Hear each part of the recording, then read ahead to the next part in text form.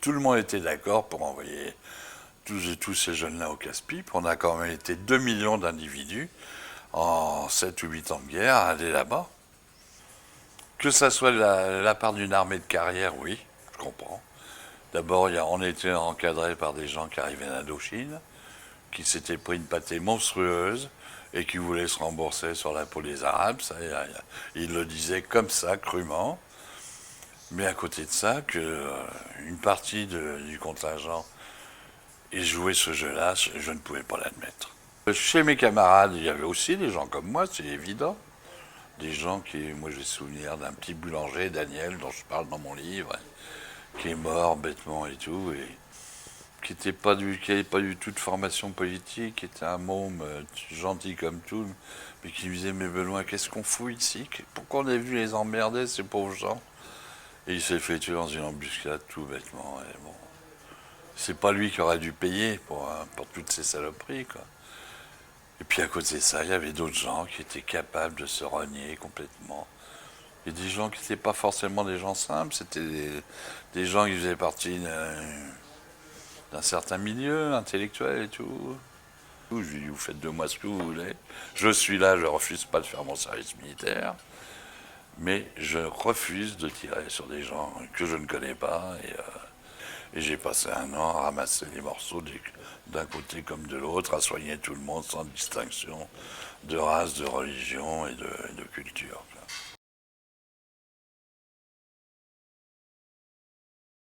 La compagnie se composait de 4 sections, 3 sections de combat, une section de commandement dont je faisais partie,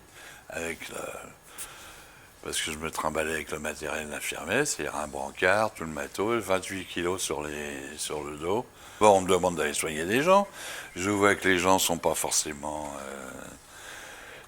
on leur a pas fait ça tout seul. Je m'aperçois que les prisonniers qu'on emmène avec nous, soi-disant pour nous montrer le terrain, comme disait très, très élégamment, celui-là il a pris un aller simple, c'est-à-dire qu'il fallait pas le ramener au camp.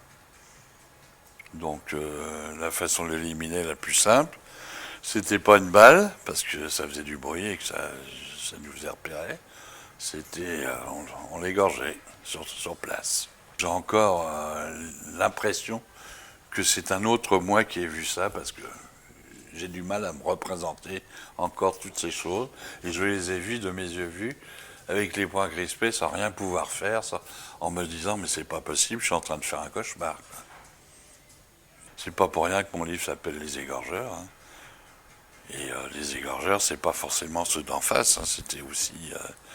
On me donnait l'argument, oui, mais ils font la même chose en face, mais ce qui était vrai, évidemment. On avait appris que c'était la façon de se débarrasser d'un ennemi qui était la plus dégueulasse possible, et surtout liée à la religion musulmane. C'est-à-dire qu'on n'arrive pas dans le paradis d'Allah sans sa tête.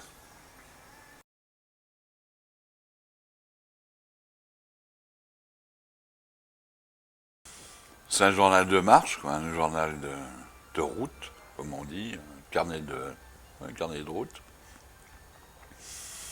où je notais quasiment jour par jour ce que je voyais, ce qui se passait, en raccourci, pas en sténo, mais enfin, j'étais soupçonné du pire, rentrer en collusion avec l'ennemi, entre l'intelligence avec l'ennemi et tout. Et on m'a envoyé, soi-disant, chercher quelqu'un sur le terrain avec 2 harkis.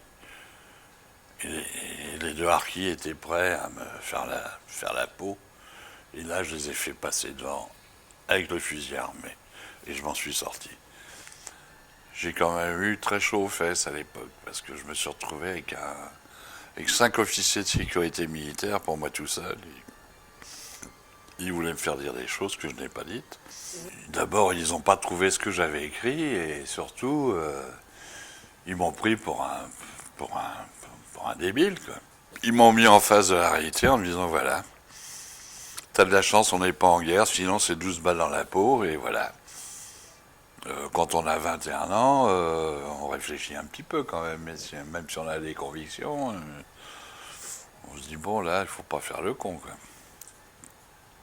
Et ben j'ai fait le con finalement, et c'est ce qui m'a sauvé, quoi.